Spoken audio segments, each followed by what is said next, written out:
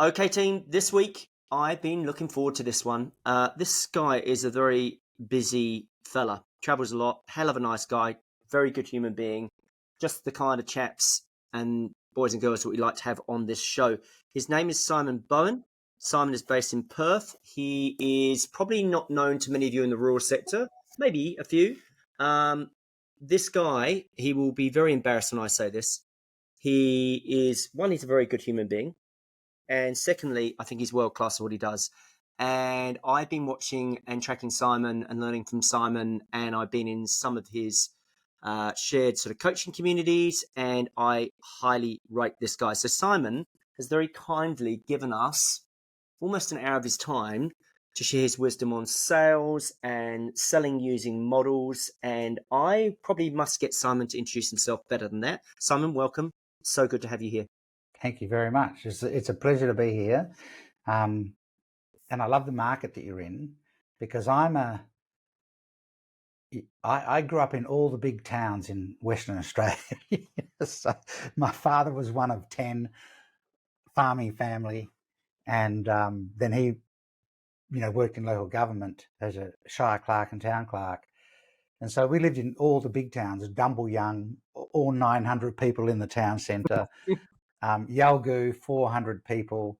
We moved around as Dad's career evolved, but, all of my uncles are farmers. So I spent my time in the shearing sheds and on headers, finish school bus out to one of the uncles' farms and drive the header. And, you and I were chatting before, the farming community, the rural communities and the people that serve them are fundamental to every society, but they're not cared for in the way that they should be. So I have a real emotional attachment to the people that serve those communities. So I'm really, really thrilled to be here and to be able to add any value at all that helps people that, serves those communities, because it's, they do feed the nations.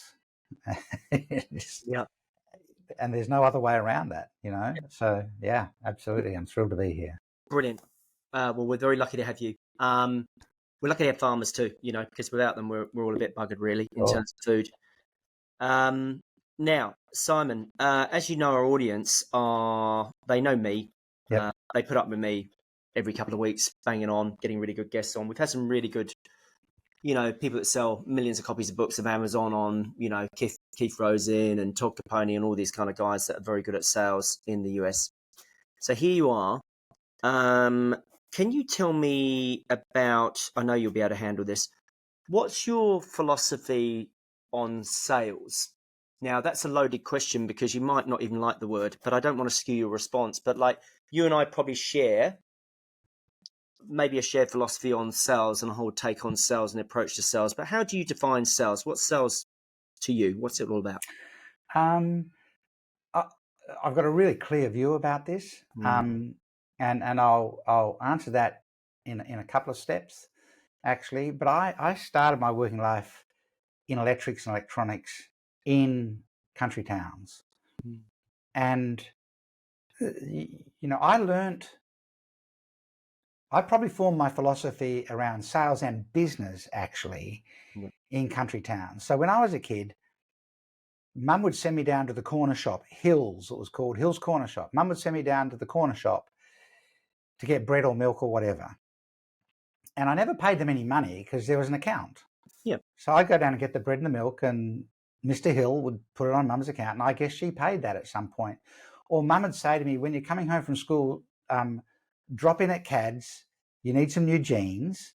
And I'd go to Cad's and I'd say, Mum told me to get some new jeans, and they'd give me 2 or 3 pairs that I took home on APRO approval, and I'd try them on, and Mum would say, you're keeping those ones, take those 2 back on the way to school tomorrow, right? And when I went down to Hills to get bread or milk, Mr. Hill would give me a little bag of lollies for, you're a good, good for you getting this for your mum. And so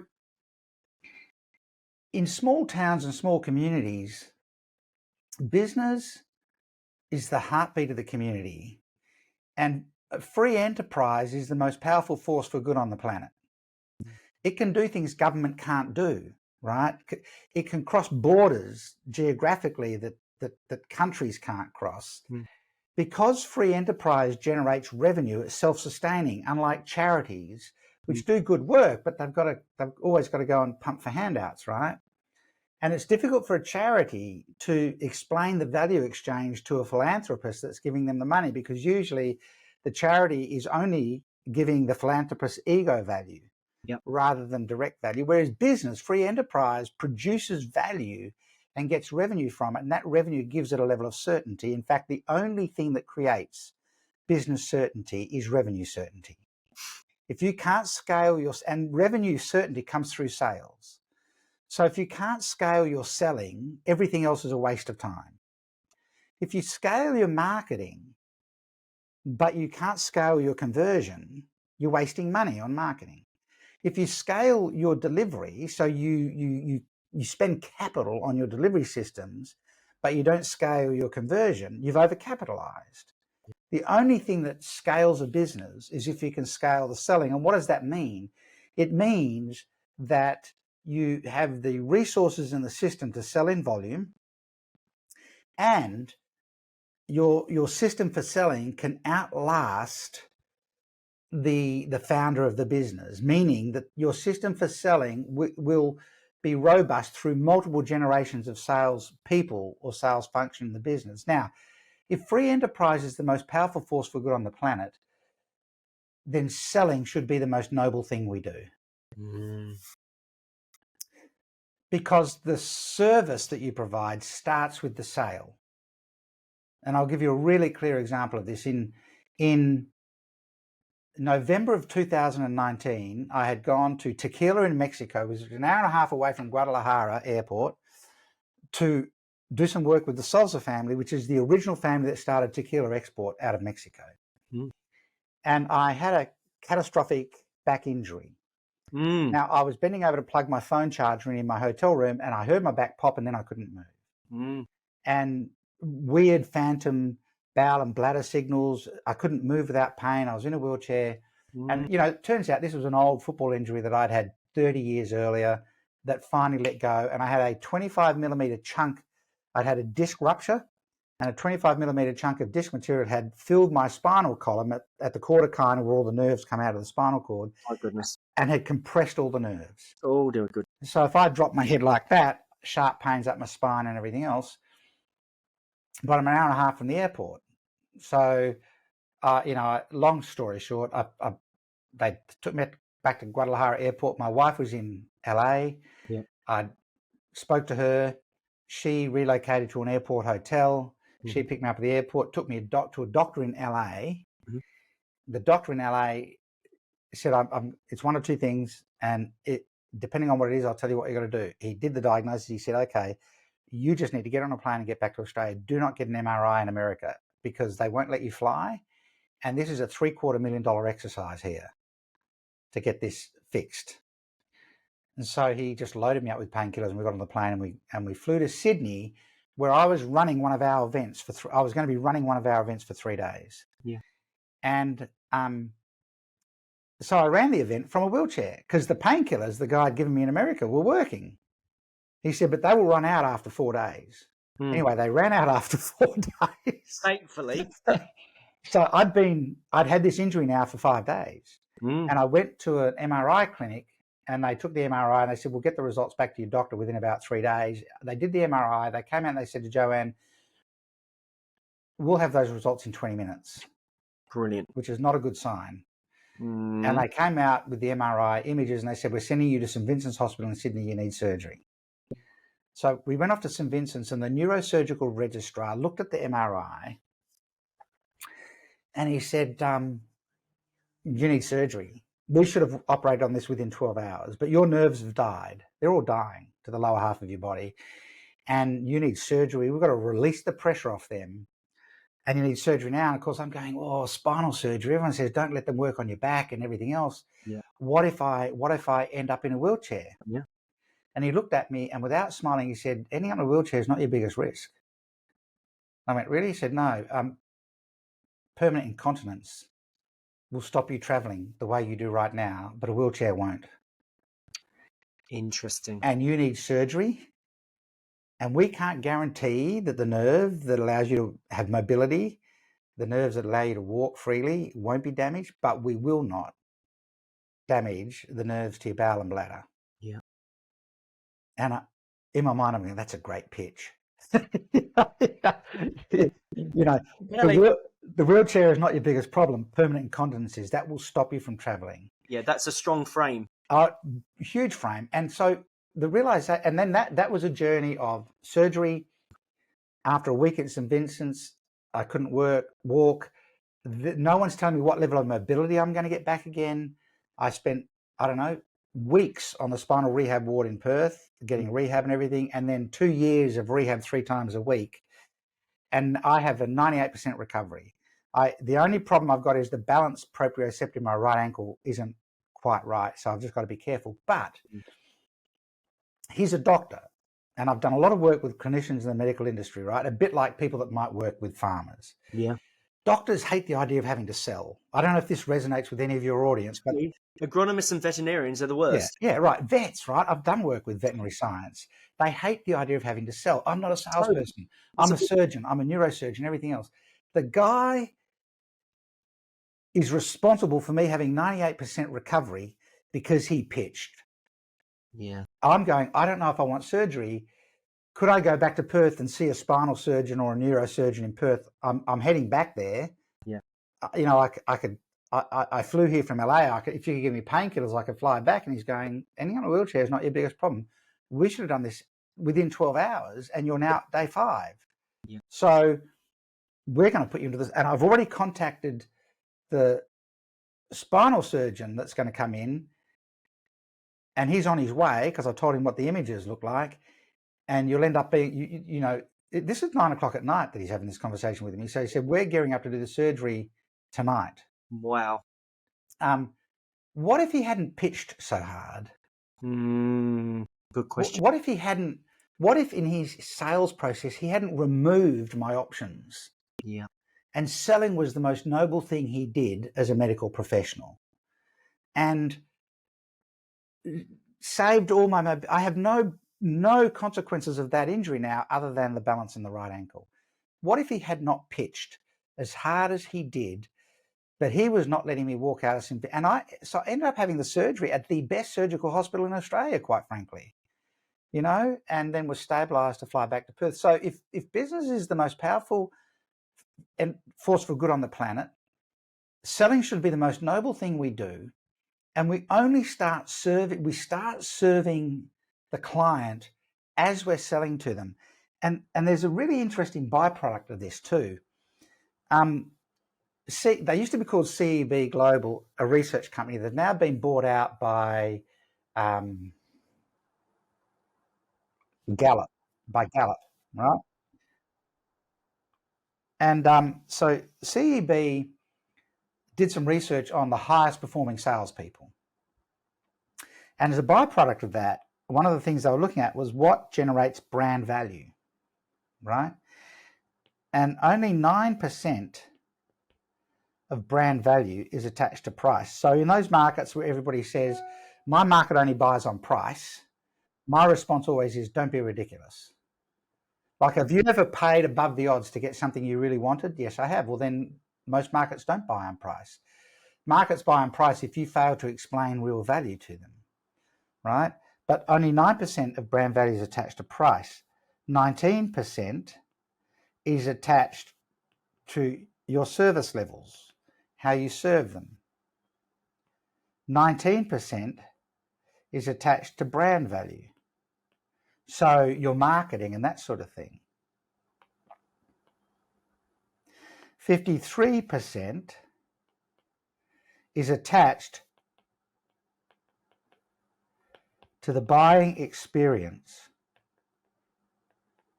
so how you sell. So your customers have made 53% of their judgment about you based on how you went about selling to them. Selling should be the most noble thing you do. It should be the most honorable thing you do. That means sometimes you won't sell to somebody because they're not a fit. What you do isn't going to solve their problem. And you've got to be willing to say, I don't think you're a client for me, actually. It also means you will sell hard for those people who will benefit significantly from you, but they need to be coached into the purchase. I don't mean sell hard through pressure and false scarcity and urgency. I mean sell hard by holding the mirror up to them. Because what happens is, when we think about humans have an intensity about them, emotional and logical intensity from high to low. And when we're selling to people, it takes time and effort to close a sale. Now, one of the things that we know about the human condition is humans are hardwired to have a high level of resistance. In other words, humans have an automatic system for saying no to everything. It's how we stay safe in the world. And there are only two things that everybody's buying from us. The first thing is everybody wants to be made safe. So no one wants to behave safely. Like, I don't want to offend anybody, but my uncles were the unsafest work people you would ever actually meet. Like, don't wear safety glasses. I'm not going to wear ear protection. One of my father's younger brother jumped off the truck and hooked his wedding ring onto a nail and lost his finger, right? Wrapped the tendon around his hand, hopped in the truck, drove back up to the farmhouse and said, Betty, I think you better take me to the hospital. My father's missing a toe because of so no one wants to behave safely. But when people are buying a product or service, the first thing they're wanting to buy is, I want you to make me safe. Right? I want you to protect me, because we're hardwired to say no. The second thing we're always selling actually is everyone wants to win. No one wants to buy an average product. Like, one of my clients is one of Australia's largest grain brokers, right? There's not a grain grower in the country that will go to my client and say, I'd be happy if you got me an average price for my grain. Every grower that goes to them wants to get the best price in the market. They want to win. But people have to buy safety first. Now, the other side of this picture is that we have, as humans, we have a low intensity for acceptance. We're not good at acceptance. We don't have an automatic system for saying yes. So, if you go into a shop and the shop assistant says, may I help you? You'd probably say, no, thanks, just looking, because you've got a hardwired system for no. 3 minutes later, you'll go up to that shop assistant and interrupt the conversation they're having with the new customer to see if they've got something that you should have asked for in the first instance. Or someone says to you, that was an amazing thing you did for me. I'm so grateful. It's wonderful. You'd probably go, it's no big deal. It's all a part of the job. We're not good at yes, and we're great at no. And so a sale is what occurs when these curves reverse. This is the moment of conversion, where people go, I agree with your idea and I'm willing to let go of my resistance to it. Conversion in a sale, in the first instance, is they convert to your idea, not to the purchase, but to your idea. They're going, this makes sense. So if you're a grain broker and you want growers to see this as valuable, not as a cost, you have to make the grain grower aware that if they're not watching market prices on grain through at least 15 different sources of data on a daily and hourly basis, they're not going to get the best price in the market. And what grower can afford the time to do that? Because they're actually planting crop and harvesting. So if you're not watching the price in the market on a daily and hourly basis through at least 15 sources of data, you don't know what the best price is available for your grain at any point within the season, year after year. You've got to convert them to that idea first, that I need outside help to get the best price in the market, or the top 10% price. And then only after that do you convert them to the actual sale, where there's a transaction to be made. But we've got this middle bit here where people have a high level of resistance, a low level of acceptance, and left to their own devices, people just take a certain amount of time to get to this point. And salespeople and businesses want to get the sale done as fast as possible with the least amount of effort. So what do? We use pressure-based selling to try and bring this forward. And if you apply pressure inside a closed vessel, you just push the sides further apart. You don't bring them together. What we have to do is forget this and jump to this point where we just put clever, articulated stories in front of them, so we get them to understand without the desire to try and force them into a purchase. So what we're left with is, instead of selling, we now just facilitate them through what the deal looks like. And I just happen to figure out that if I build models with people, visual models, where if I'm sitting here trying to talk to someone that I'm selling to, here's my idea, verbally and in a normal sales rhythm. Oh, you can't see that. Here's my idea verbally in a normal sales rhythm. I'll just shrink them down a bit for you so that that's more visible for everyone. Oops, sorry. They, by default, because their system for no is running hot, will push back. Even though what you're offering is to help, I'm going to push back. I need to test that. But if instead I can say, here's a model that explains what you're wrestling with. And they go, oh, that's interesting. That's true.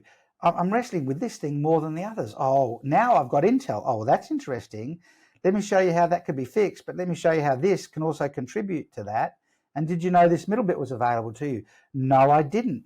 That's interesting. Tell me more. So the model becomes the facilitator of understanding.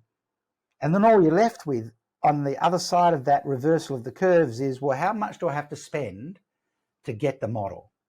How much do I have to spend to get you to come and work with me to put that model in place in my business? And so selling should not be pressure-based. The only urgency in the sale should be the customer's timeline.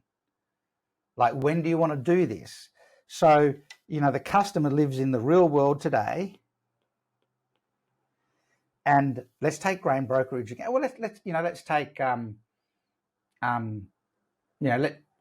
let's take an agribusiness consultant, working with a farmer, saying, if we think about the simple passing of time, if you just drift in terms of farm practice, do the same thing year after year, eventually we hit a point where there's some kind of crisis occurring in your property, whatever that crisis might be.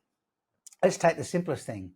Let's say you sell agricultural equipment to a farmer, and you go, if you just drift, if you don't service that. In my very early years, I was an auto electrician working on equipment for farmers. And every year at harvest time, there would be one farmer that would ring us and say, I went to start the header up and all the rats ran out and they've chewed all the plastic off the wiring loom and it shorted out and there was smoke and now it won't run.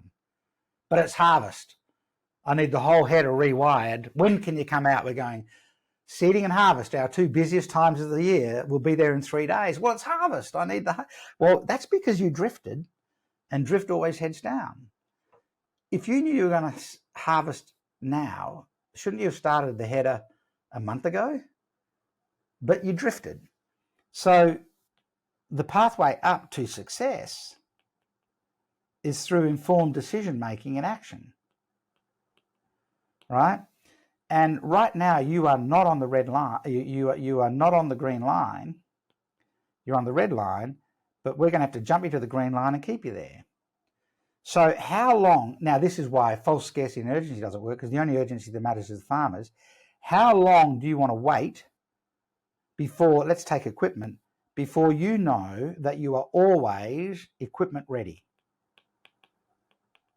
How long do you want to wait before you do that? A year? 12 months? 3 years? Or now? Like, when do you want to do this? Oh, I need to do it right now. Well, let's do it now then. Nothing to do with the selling business's urgency. Oh, only while the offer lasts. Before the end of the week, while our sale is on. No. When do you want to do it? And I'm hoping what people are also realizing is just how powerful this way of communicating can be, because you can't make that argument with a farmer without drawing what I call the futures model. This is one of the sales models we help people build. You can't, and we help people build a genius model which codifies the unique genius you take to the marketplace. It allows you to talk about you without you having to have the ego So there's this interesting framework, and I know I'm kind of going on, but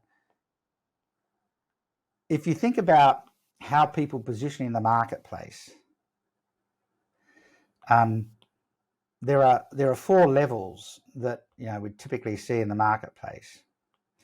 At the bottom level, this is the red zone, where at some point in time the marketing world told people, you've got to turn what you do into a product or a service. So it's easy for the customers to understand this. Now that's based on the idea of dumbing down the complexity of what you do. So if you're a fertilizer company, that's a complex sale. If you're an agri-business consultant, that's a complex sale. If you're a financial planner serving farming communities, that's a complex sale. In his second career, my father sold life insurance to farmers. That's a complex sale. If you have a complex sale, the world's telling you to turn it into a product or a system so that your customers can understand it, that's tantamount to dumb it down. And it's wildly disrespectful. There's a difference between dumbing down and simplifying. What we should do is simplify complexity. We don't have to dumb down, but as soon as you dumb down into a product, you become a vendor. Now, what does the buyer say to the vendor?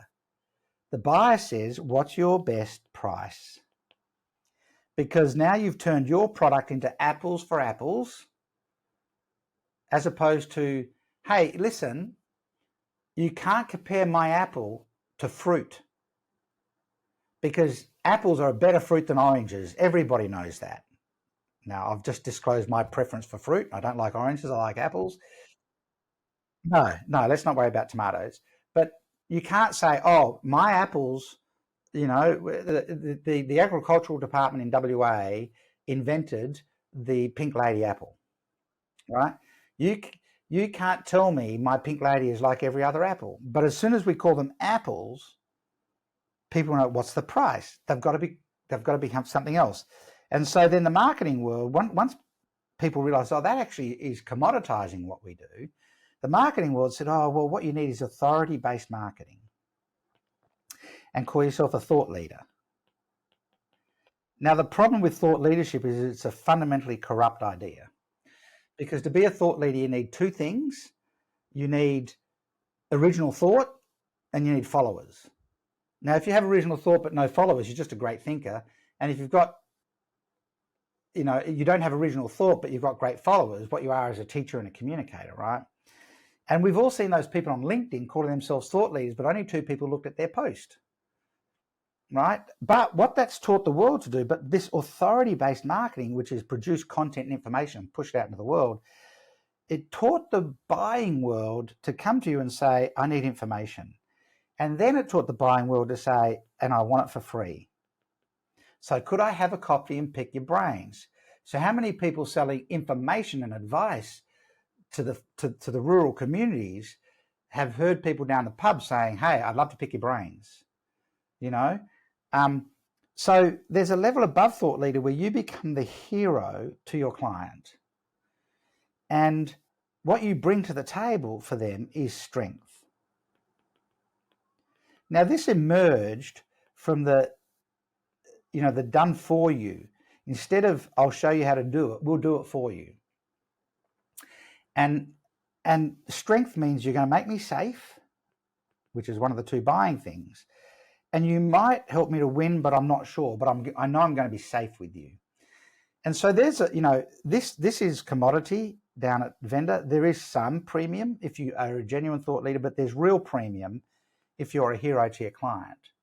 The problem is both the thought leader and hero space require you to sell on ego. You've got to say, I'm the best in the world at what I do, or you're going to be safer with me than you will with anyone else, etc., etc.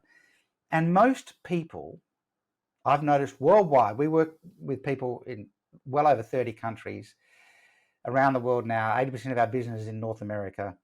Most people who immediately identify with me when I say business should be the most powerful force we've got on the planet, and selling should be the most noble thing we do. Most people that identify with that have a personal problem with the level of ego they've got to attach to sell at that hero and thought leader level. They're not those kind of people. And I started to recognize the level above hero, which is sage. So Luke Skywalker is the hero of the Star Wars story, right? But Luke Skywalker has this sage, two of them. He's got Obi-Wan Kenobi, but Obi-Wan Kenobi's sage is Yoda. And when Obi-Wan Kenobi can't help Luke anymore, he takes him to Yoda. And Luke's going, I don't think I'm strong enough. I don't think I can be, I don't think I can save the Empire or whatever it is. And Yoda goes, get your lightsaber, Luke, and come at me. And Luke goes, oh, no, Master, I'll hurt you. And Yoda goes, no, come on, Luke, come at me. And so Yoda's got his lightsaber, and Luke goes at him half baked, and Yoda goes zhoof zhoof and disarms him. And Luke goes, oh, that was unexpected. So he goes at him a little bit harder, and Yoda goes zhoof zhoof and disarms him. Mm. Now Luke's getting a bit cranky, and so he goes at him much harder, and Yoda shuts his eyes and goes zhoof zhoof and disarms Luke, and he could have killed him. Yeah. And Luke's going, I don't understand, Master. Mm. And Yoda goes, it's the Force, Luke. It's the Force. And what the sage brings to the table is wisdom. This ability to see around corners. The sage gives people a sense that they're no longer playing in the game of safe. They're playing in the game of, I can future-proof you. Now, in an AI-driven world, and we're very involved with a lot of AI companies around the world, we've helped them build the models. In an AI-driven world, 2000. I'll talk about AI in a minute, but in an AI-driven world, one of the biggest things we can do is future-proof our clients, and so it's no longer about how do we make them safe. How do we guarantee the win, and not just the win for this year, but next year and the year after and the year after. Because the sage does three things. The sage brings profound genius to the table. They don't sell from ego; they sell from wisdom. They spend the time in contemplation. There are, if you think about innovation, the innovation line has been moving up constantly, over generations of human existence, right? It always moves upwards. And it neutralizes, it devalues everything that humans used to do that was below the innovation line. So when we had the industrial age, it devalued labor. And then it devalued craftsmanship, right? So if we think about a hierarchy of value, contemplation, so the ability to think deeply, think into the future, look around corners, the deep philosophical understanding that can only come from time spent thinking about where's all this headed. Conscience. Is that right? Anyway, the ability to do what is morally right and hold people to account.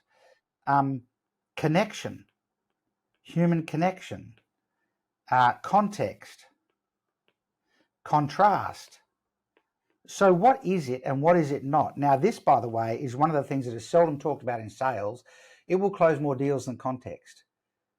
So what is it not? No one ever talks about that in sales.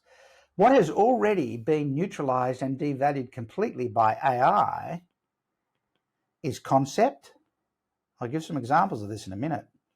Construct, communication. What AI is doing is it's taking things that were in the hierarchy. It's taking things that were in the hierarchy up here. Communication used to be under connection. Now it's down here. I have a client in the US who has geared up heavily using AI agents. So all of his sales are done via an AI agent that actually talks to the customer in his voice. And the agent says, hey, I'm an AI agent. I can help you with this. If you'd like to speak to a human, I can organize that. But if you're happy to talk to me, everyone says people don't want to deal with a machine. Well, his experience is 90% of the people are very happy to talk to the AI agent. And it's not emotional. It doesn't assume the customer can't afford the sale. It just goes through the sales process, right? It doesn't have imposter syndrome.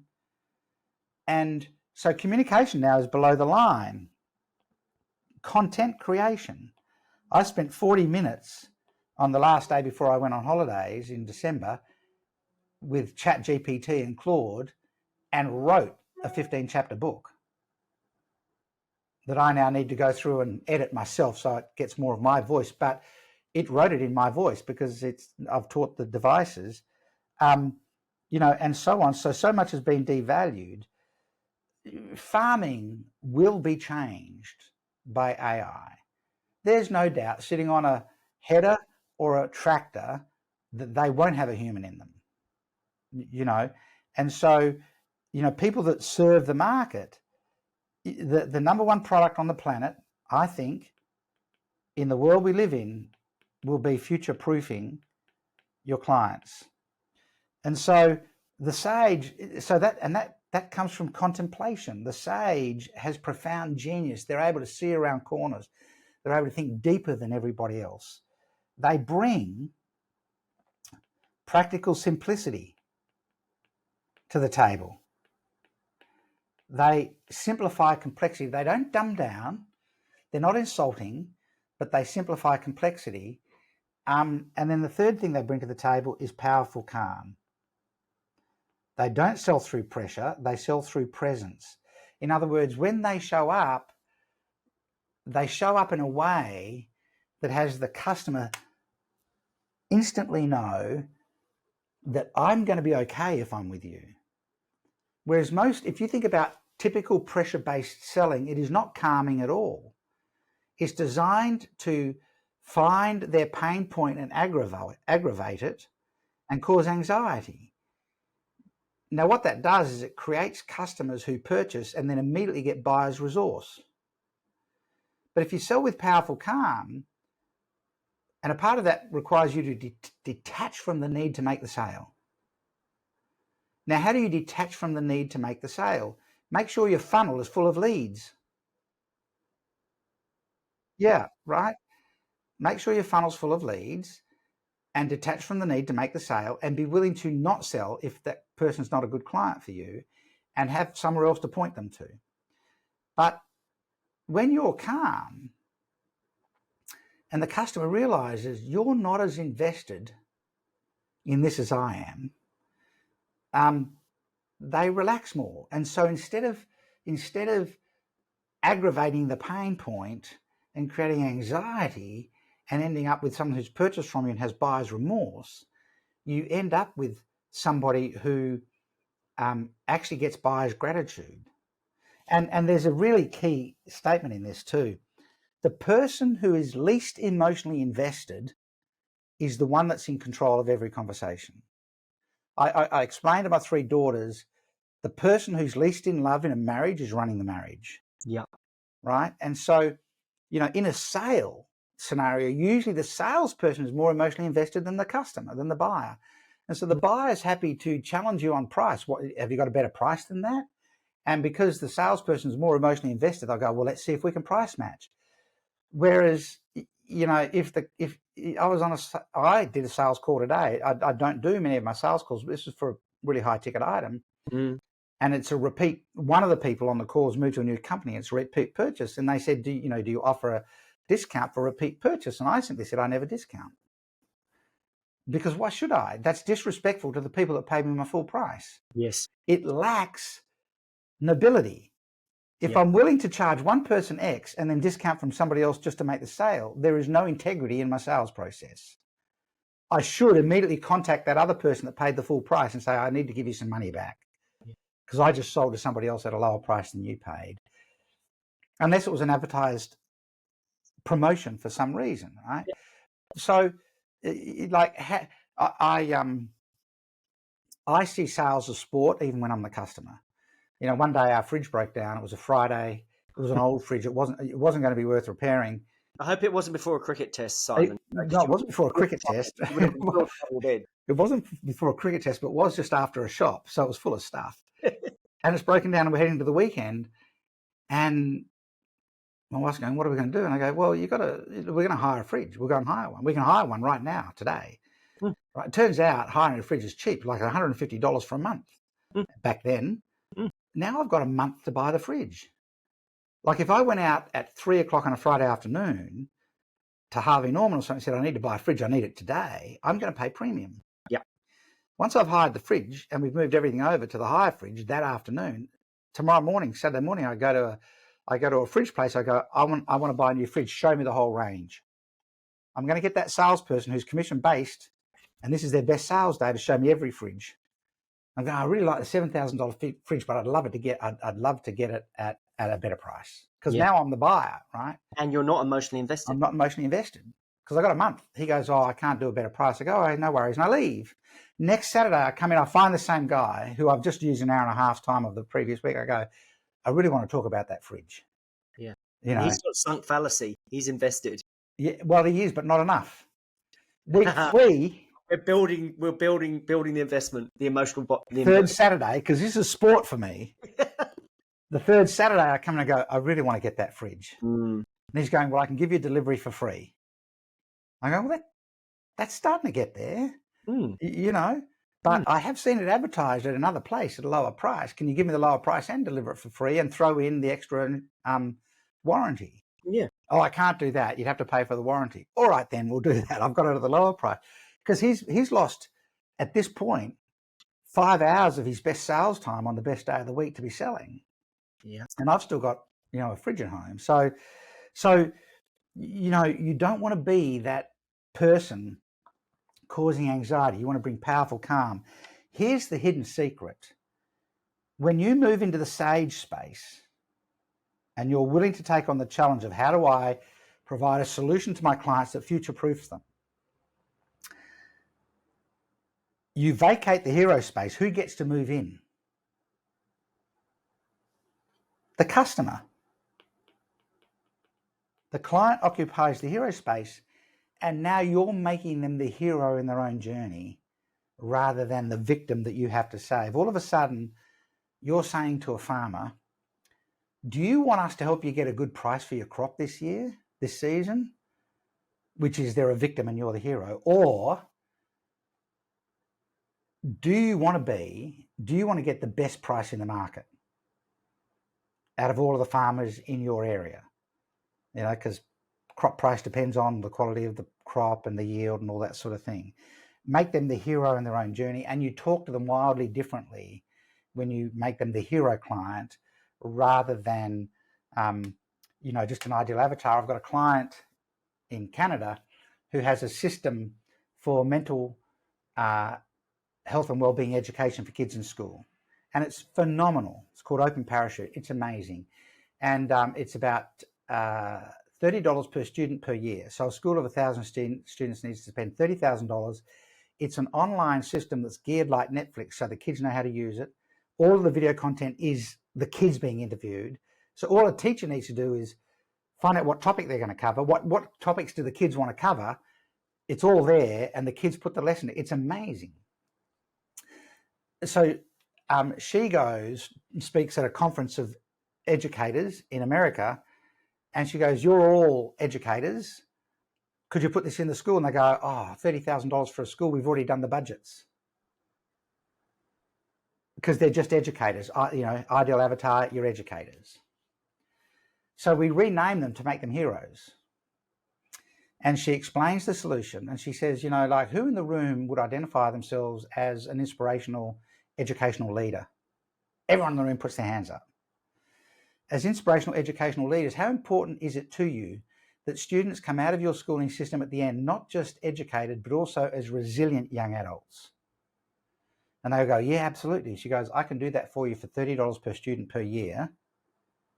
How many of you are willing to take the responsibility that an inspirational educational leader would take and put that into your school? You are going to have to compromise something else you'd budgeted for to put this in, but I am going to make that available to you. And by the way, I've already sold this to philanthropists that are willing to fund 10 schools from today. And I'm only offering those 10 schools to the people that really want to commit to this. Come and chat to me afterwards if you want to do it. In Australia, Guy Sebastian has funded 20 of these schools. He and his wife, right? So I got her to sell to the philanthropists. She built models to sell this to the philanthropists to get them to give her the budget to offer to school systems. That system's in use now in Canada, the US, Australia, and the United Kingdom. But what she's done is she's turned the philanthropists and the school leaders into heroes. And she just happens to be the sage that's built a future-proofed solution over the top of this thing. So long answer to your question, what are some of my philosophies around selling and things like that? But hopefully it's kind of given some people some things to think about as well. Simon is an absolute, he is a sage, he is a genius at drawing these models, and we'll make sure everyone knows and everyone sees this with the recording. There is so much. Thank you, Simon. What a comprehensive answer. I hope you guys were listening to that. There was a lot in there, a lot of gold. Make sure you listen to it again. Obviously, if you're driving, don't watch it. We don't crash. But, you know, gobble this stuff up. What I want to say is there's so much I agree with. Your wonderful story, and I'm very glad to hear you're well by the ankle. Yes. Around certainty. Some people say to me, and you might challenge me on this, people say, I want to sell like a doctor, you know, diagnose like a doctor. I say sell like a surgeon, because surgeons sell certainty. Well, it's interesting. You know, people talk to me all the time about guarantees. And, you know, as I said, this is one of the models we build in the sales model suite. So, you know, we build a pre-frame model. People have seen that in action already. I've already used that, right? We show people how to take a simple iceberg and challenge people. Do they want a shallow conversation or a deep conversation? Because all the money is in the depth, right? Then we build a genius model which codifies the unique genius of a company into a single visual model. You know, Austal Ships, BHP, one of the largest financial planning companies in Texas. You know, these companies sell complex solutions, but if you can explain it in a single simple model where people go, how come no one else explains it that simply for me before? That's when you win very, very big deals. And then the last model we teach is the futures model, which is, hey, the future lies ahead of you. Whether it's 12 months, 24 months, 36 months, 5 years, 10 years, whatever, you are either on this red line heading down or this green line heading up. And for us, the models aren't just the model itself, but it's the choreography. I crafted the science of using stage magic and comedy to use the reveal or the punchline. The book that I drafted before I went on holidays is a book I'm going to write called The Punchline Effect, where you take people on a journey through a paradigm. So what is comedy and stage magic? You know, you take people on this journey through a paradigm to say, you understand this paradigm, you understand this paradigm, you understand this paradigm, and then in a heartbeat, you drop the punchline or the reveal that collapses that paradigm and introduces a new one they never saw coming. And that's when the acceptance and resistance curves reverse, when you, in that nanosecond. But to do it, part of what we built the models on was Daniel Kahneman's fast brain, slow brain stuff. And to introduce a new paradigm, collapse the old one, introduce a new paradigm, you've got to do it fast. So how do you introduce something like grain brokerage or you know, fertilizer management or something like that rapidly? If you the fast brain doesn't like to spend time thinking, it just wants to see it, and the slow brain will only deal with what the fast brain pumps through. But if you give the fast brain a model and you go, sure, you've understood, you know, this might be the best way to run your farm, but what if the future looked like this, bang, and this model was better? The fast brain goes, well, that's a framework. I know the slow brain can handle a framework. I'll give it the whole framework. I don't understand it, but I'll give it to the slow brain. We've bypassed the critical faculty, and now the slow brain's in action. And so we use these models, but we need people to understand time. And part of the issue with time is people are buying as if they're down here. The gap is already insurmountable. But in fact, right now, this is a part of choreography. It's one of the punchlines. Right now, you're as close to that green line as you're ever going to be. The past doesn't matter anymore. What are you going to do right now? We suggest you use our model to get on the green line and stay there. And then people say, do you do guarantees? I can't guarantee your grain price because the market is the market. But I can guarantee the pathway and the gates we need to go through to get you the best price in the market at that time. So what's the first gate we need to go through? We need better intel than everybody else, et cetera, et cetera. And if I take you through those gates by applying my models, I can guarantee the pathway because I've done this with 100 other farmers or grain growers.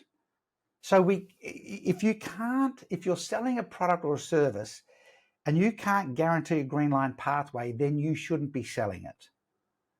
That's the ethic of business.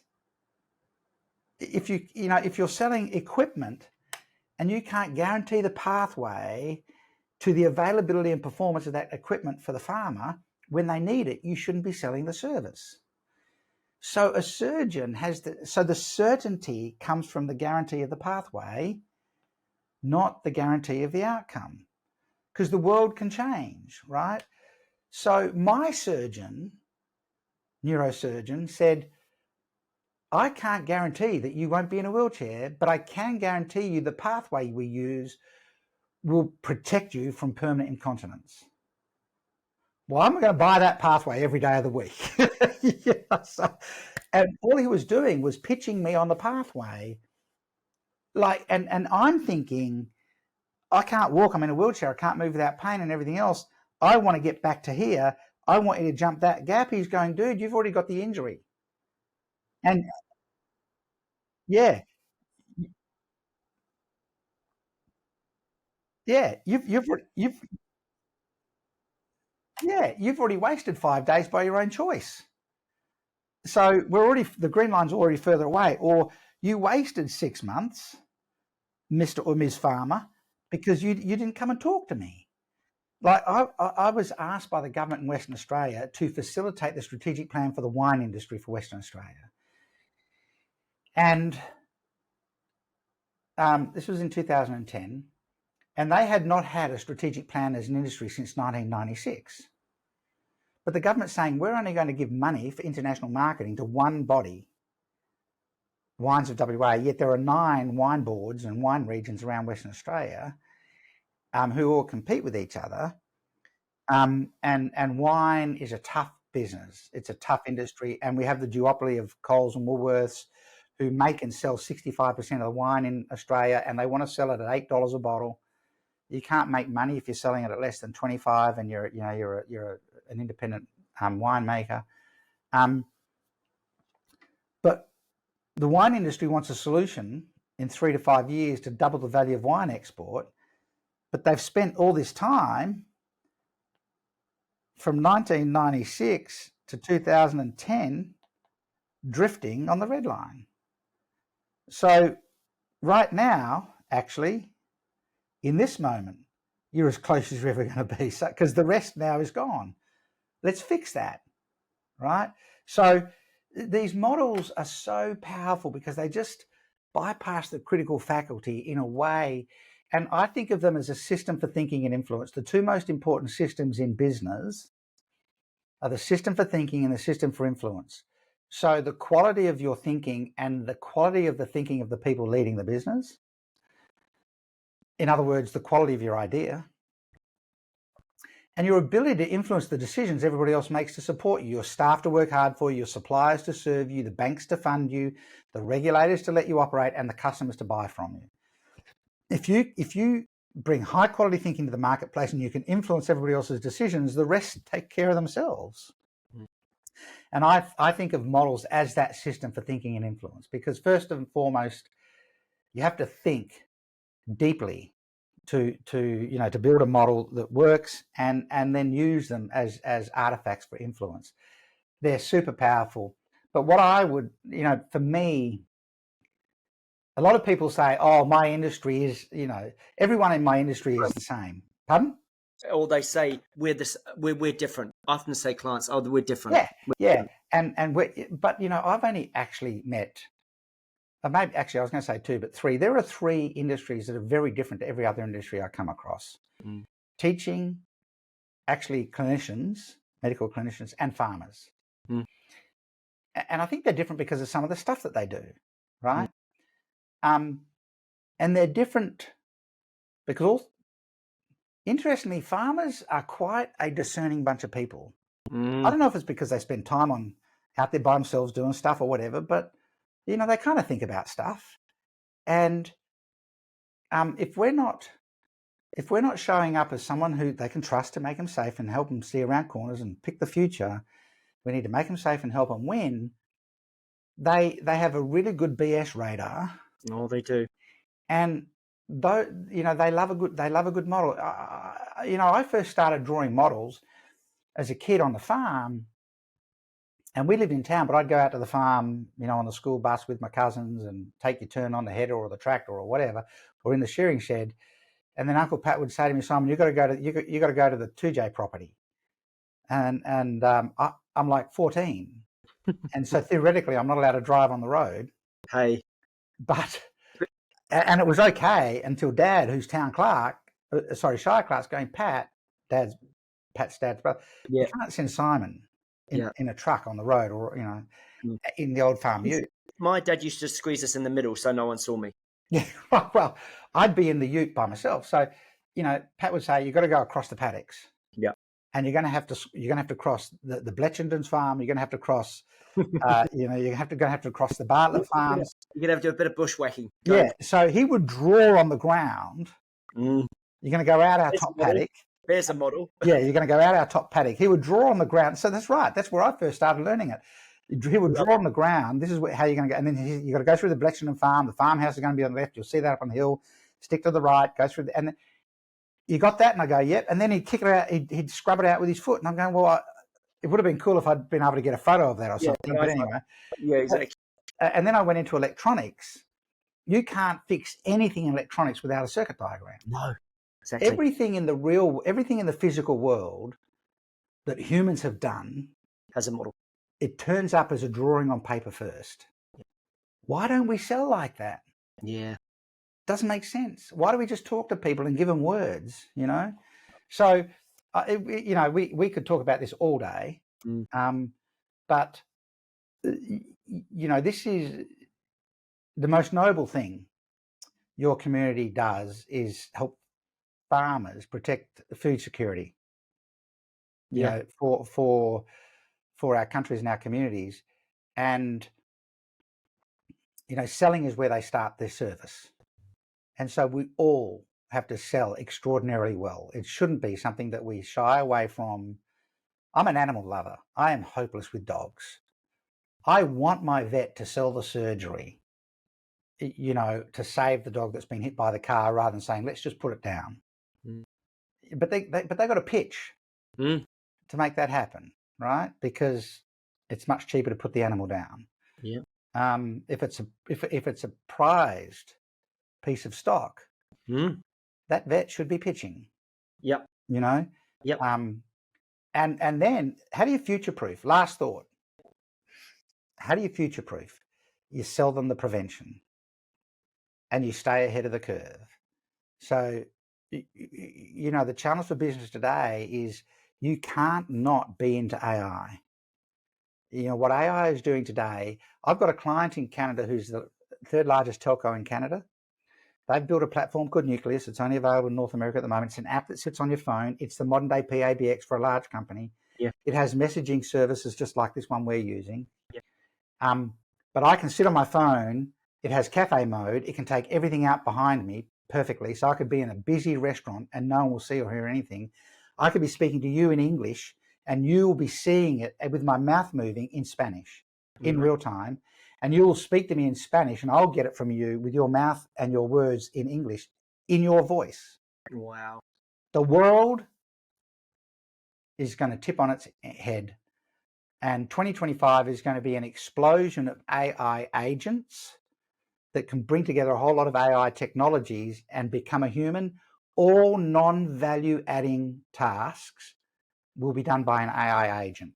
So onboarding a client, and the actual sales conversation is already being done by AI agents with some companies in the US. So, if people aren't really two things should happen in 2025. Get everyone in your team using Chat, GPT, and Claude to a high level of expertise.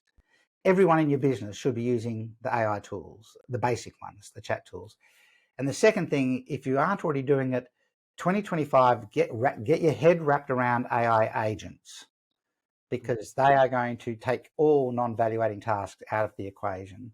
That frees you up for contemplation and connection, and to see around corners and figure out what you need to do to future-proof your clients. I know that you and I both have a hard stop, so I probably need to stop talking, because I will go on all day if you let me. So No, Simon, you've been an absolute gem and a gent. I love concept of detachment, flow, not forced, yeah, deep, not shallow. I like how your models remove the ego yeah, from the sale, and it's actually the strength of the quality of the thinking. There's so much I could summarize, and I'll do a terrible thing. I think the most important thing we need to do is, I think your work complements what I do very well. That's why I got you in. How do people get hold of you guys and they want to learn about this model and selling by models? How do they get hold of you? Well, I do a 20-minute teaching every month. Yep. If they go to modelsmethod.com, Yep. They'll be able to connect with me there. There's a whole lot of content on there. They can binge watch a bunch of stuff. Yep. But the easiest thing for people to do is to go to my 20-minute teaching. I am actually, I also do a masterclass once every 2 months, a 1-hour masterclass once every 2 months, which people will get notified about if they're in our mailing list. Beautiful. And all of that happens if they go to modelsmethod.com and signs up for the 20-minute teaching. Beautiful. I think on the website it says, sign up for our newsletter or something like that. Sure. We'll make sure we get the right links in the show notes and through to the team. Perfect. I'm a big fan, Simon. I love your stories. I think on behalf of all the listeners in the community that we serve, that we're privileged to serve, how much you understand farming and its role in society and what we deliver. And I think, the importance of it's a noble profession, selling, when you can future-proof and make farmers feel safe and win about their future, because we need farmers for our future. Absolutely. And you've just granted us with a whole bunch of gift there, Simon. Thank you for your generosity. You head off. I will. And we will make sure people get in touch with you. Perfect. Because, guys, you really need to follow this guy. He really knows his stuff. Okay, that's why he's on this show. Simon, we'll love and leave you, my friend. Thank you so much. Thanks very much. Bye.